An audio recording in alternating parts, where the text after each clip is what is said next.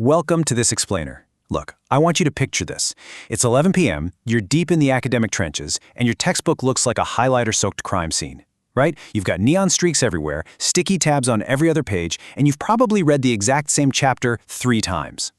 But if I asked you to close that book right now and tell me what you actually know, you'd probably just stare at a completely blank page. Well, today, we're going to reveal a neuroscience shortcut that changes absolutely everything about how you retain information. I need to be ruthlessly honest with you here. Studying is a terrible measure of virtue. Sitting at your desk for 6 hours does not mean you learned for 6 hours. Time spent is simply not the same as progress made. If you're constantly struggling to remember what you just read, you aren't bad at studying. You're just using a broken, totally outdated method. We're going to replace it with a system so efficient, it honestly feels like cheating. First up, we have to completely dismantle the myth that rereading works because it traps us in something called the fluency illusion. Rereading only gives you a false sense of security. See, as you read the same passage over and over again, the words start to look super familiar, which basically tricks your brain into thinking it actually knows the material. But familiarity is not mastery. You recognize the text in front of you, sure, but you can't produce the information on your own. Think of your brain like an incredibly messy desk. Passive input, stuff like highlighting and rereading, is just staring at the mess and nodding. You haven't organized a single thing, you've just confirmed that the mess exists. Active output, on the other hand, is rolling up your sleeves and actually organizing that information so you can instantly retrieve it later. Your brain learns fundamentally better when it has to produce information rather than just passively staring at it. Okay, level 1, the pretest. We're going to start this progression by doing something completely backward, starting at the end. Now, you might be wondering, why on earth would I take a test on things I literally don't even know yet? It sounds completely absurd, I know, but failing a practice test before you even crack open the textbook is actually the entire point. I want you to fail right out of the gate. Here's why. Getting those answers wrong creates a highly specific mental map of your knowledge gaps. Your brain suddenly realizes exactly where the holes are. By reverse engineering the exam like this, you're basically giving the incoming information a place to stick once you actually start reading. Your brain is perfectly primed and absolutely hungry to find the answers to the questions you just got wrong. Moving right along to level 2, active blurting. This is the gritty phase where we completely swap out comfortable passive reading for high-yield active recall.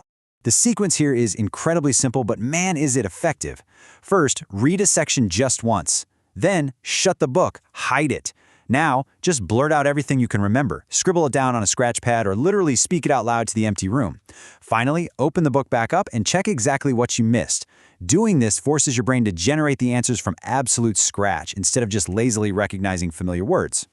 When you do this, you're going to feel a very specific sensation. If you aren't experiencing that uncomfortable, physical struggle to retrieve the information, that feeling of reaching for a concept that is just on the tip of your tongue, you aren't actually studying. You're just performing for yourself. That precise moment of reaching, that is the learning. It's where the physical neural pathways are being built.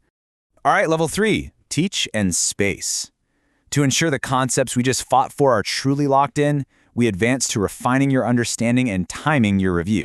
First, we use the Feynman technique. Your goal is to explain the topic as if you're talking to a 5-year-old. And hey, if you don't have a 5-year-old handy, just talk to your pillow. The crucial takeaway here is that if your explanation starts falling apart, or if you find yourself relying heavily on complicated jargon, it perfectly highlights the exact spot where your understanding is still weak. Jargon is essentially a hiding place. If you can't explain it simply, you don't really know it yet. Once you have it simplified, you have to anchor it. Anchor your knowledge using spaced repetition at highly specific intervals, 24 hours, 3 days, 1 week, and 1 month. You don't have to rebuild the information from scratch every time. Just refresh it. This timed repetition sends a powerful signal to your brain that this information is a highly valuable long-term asset and definitely not just daily metabolic waste to be flushed away. Which brings us to the biological free upgrade.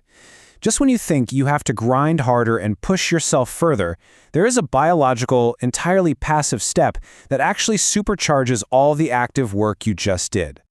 We seriously have to talk about the toxic culture of staying up all night. Pushing through the night absolutely ruins your effort, because pouring new, complex information into a sleep-deprived brain is exactly like pouring water into a bucket with a massive hole in it. It literally doesn't matter how hard you pour, it's all going to drain right out. The solution is completely passive. Getting 7 to 8 hours of sleep after an intense study session acts as a literal free upgrade while you are completely unconscious. During sleep, your brain actively goes to work consolidating what you just studied, strengthening those newly formed neural pathways and cleaning up the chemical noise. You wake up physically smarter than when your head hit the pillow. When you juxtapose the old performative busywork against this neuroscience-backed method, the contrast is just staggering. We're talking 6 grueling hours of rereading versus just 2 hours of highly focused, active output. When you realize you can retain far more information with a fraction of the time commitment, you immediately realize why people call this system cheating. It's not magic, guys. It's just using the right biological tools. So, you officially have my permission to stop the busy work. It is finally time to drop those neon highlighters, stop sitting at your desk until midnight, and completely shift your reality regarding what it actually means to learn effectively. You are allowed to work smarter. Which leaves us with one incredibly exciting question. If you can now genuinely learn more in 2 focused hours than you used to in 6 painful ones, what are you going to do with all your extra time? Think about that for a second. Leave a like, subscribe to keep leveling up your brain with our explainers, and I'll catch you in the next one.